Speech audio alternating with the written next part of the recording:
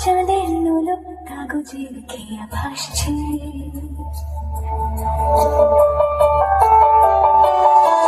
মেঘের পালক চাঁদের নোলক কাগজের খেয়া ভাসছে। বুক থক বুক চাঁদ পানামো চিড়ি কোথা থেকে আসছে। মেঘের বাড়িতে ভেজা ভেজা পায় তাথই বর্ষা।